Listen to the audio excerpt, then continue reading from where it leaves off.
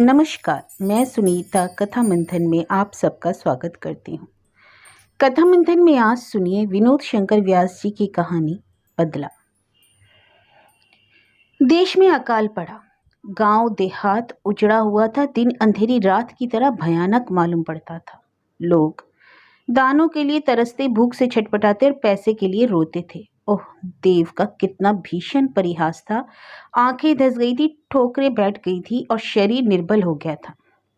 गांव के लोग कहते कि ईश्वर का कोप है। बरसात आकाश की ओर देखते ही कटी, जाड़ा ठिठुरते हुए कटा और गर्मी अब धूप की ज्वाला में कट रही है। कैसा अद्भुत खेल है। सचमुच अकाल था। भूमि अपना सूना आंचल फैलाए बैठी थी। गांव सिसक रहा था। चंद्रमा ने झोपड़ियों के उस टिमटिमाते हुए प्रकाश को चुरा लिया था। चांदनी अपनी छाया में बैठाकर उन झोपड़ियों से उसकी कहानी सुनती। सियार बोल रहे थे, सन्नाटा था। रजनी तांडव नृत्य देख रही थी। मोती अपनी उदास झोपड़ी में पड़ा सोचता था। रात आंखों से खूब लड़ी थी, जागते ही कटी। जमींदार को माल गुजारी देना है। खेत बेदखल हो जाएगा, घर उजड़ जाएगा, सब समाप्त हो जाएगा। मोती गरीब था, सबका ताबेदार नौकर था। वह अभागा अछूत था।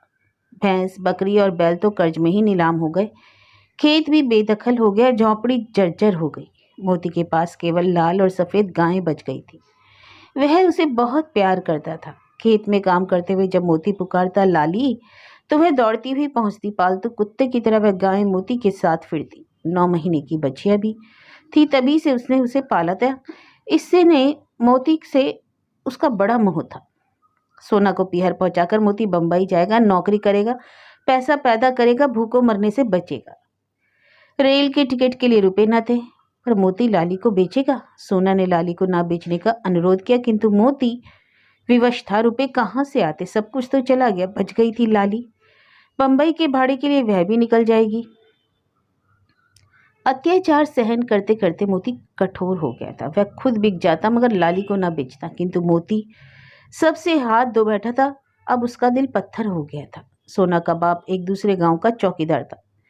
बस 5 बीघा भूमि थी। सोना ने वहीं चलकर रहने को कहा था। उसके पिता ने भी इस पर जोर दिया था, किंतु ससुराल की रोटी तोड़ना मोती को पसंद न था। वह बड़ी आन का था। सोना को पीहर पहुंचाकर मोती लौट गए।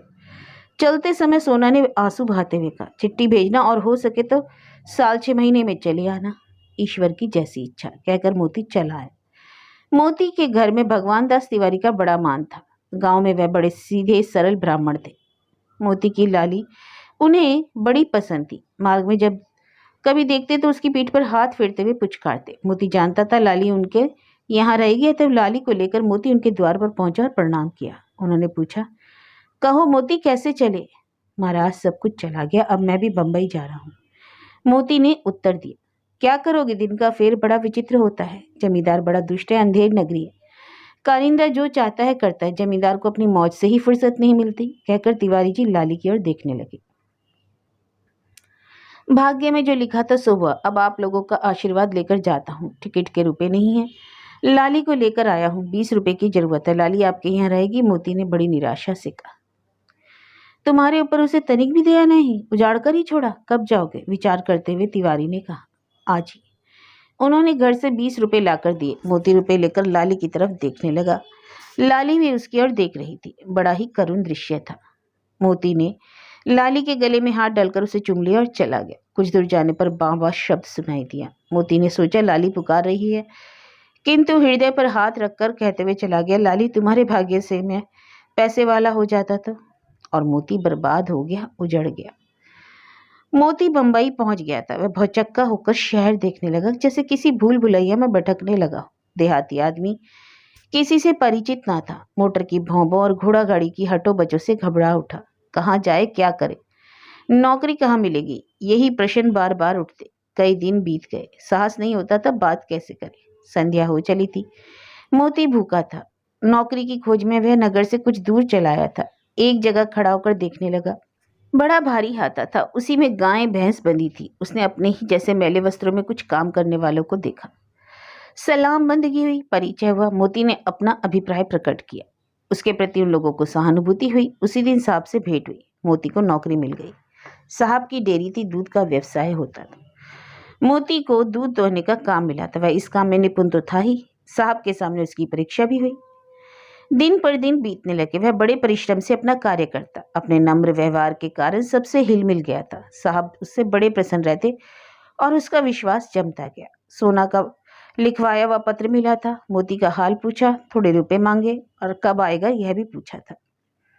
मोती ने सोना को रुपए भेजे और उत्तर में लिखवाया, मैं अब बड़े सुख से यहाँ हूँ। साहब के पास रुपया जमा कर रहा हूँ। दूध के व्यवसाय में यहाँ बड़ा लाभ है। मैं अच्छी तरह से उसे जान गया हूँ। कुछ दिन नौकरी करके रुपया जमा करूंगा, फिर खुद इसका कारोबार करूंगा। बड़ा लाभ होगा, तब तुमको बुला लूंगा। 2 वर्ष बीत गए। दिल्ली से मोती ने गाय और भैंसें मंगवाई। देखते ही देखते उसका भाग्य चमका। सफलता से घनिष्ठता हो चली। दूध, मक्खन और घी बेचता उसकी आंखें खुल गई। दानों के लिए तरसने वाला मोती अब पैसे जोड़ने लगा। अपने एक संबंधी के साथ सोना भी बम्बई आई। मोती को अब रोटी का कष्ट न होता।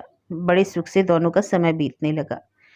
मोती दिन रात अपने काम में व्यस्त रहता, किंतु सोना को शहर का जीवन पसंद न आया। रुपयों के लोभ से उसे संतुष्ट रहना पड़ा। 10 वर्ष बीत गए। साहब अपने देश चला गया। मोती ने उसकी डेयरी खरीद ली। वह बहुत बड़ा व्यवसायी हो गया, लेकिन बम्बई की जलवायु से वह बराबर अस्वस्थ रहता। सोना ने एक दिन कहा, तुम दिन पर दिन दुबले होते जा रहे हो। अब यहाँ अच्छा भी नहीं लगता। ईश्वर ने बहुत धन दे दिया, चलो अब घर चले, खेती करेंगे।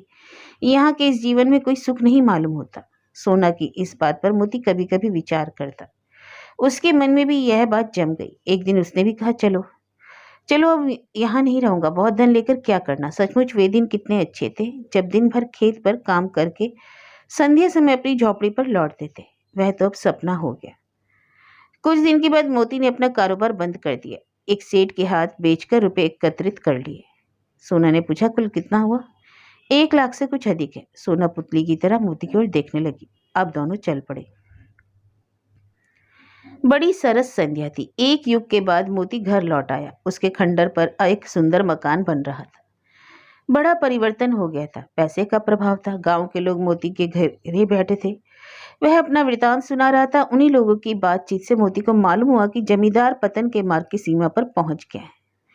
लाली को देखकर मोती दुखी हुआ। वह बूढ़ी हो गई थी, अब दूध नहीं देती थी, उसकी ठठरियां निकल आई थी। मोती उसी दिन बूढ़े ब्राह्मण को रुपयों से प्रसन्न कर लाली को अपने यहाँ ले आया। आज गांव की नीलामी थी। जमींदार की छावनी पर डुग्गी बज रही थी। बड़े बड़े महाजन एकत्र हुए। विलासिता के पर्दे पे छिपा हुआ जमींदार अपना नग्न दृश्य देख रहा था। मोती को भी समाचार मिला। वह बड़ा उदास था। नोटों का बंडल बांधकर वह निकला। सोना ने समझा, मोती नीलाम में गांव खरीदेगा। गांव के लोग भी इसका पहले से अनुमान कर रहे थे।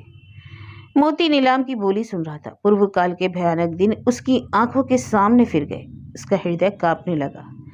सामने ही जमींदार आंखें नीचे किए बैठा था। मोती अपने को संभाल न सका। उसने तत्काल जमींदार के चरणों पर नोटों का बंडल रखते हुए कहा, मैं यह दुख भोग चुका हूं। भगवान न करे किसी को और को यह दिन देखना पड़े। लीजिए लीजिए और इससे अपना गांव बचा लीजिए। इस तरह मेरा दिन भी ना बदलता। आपके शरण ही कारण ही आज मैं इन रुपयों को जोड़ सका हूं। अतएव यह आपका ही है। जमींदार और गांव वाले उसे आश्चर्य से देखने लगे।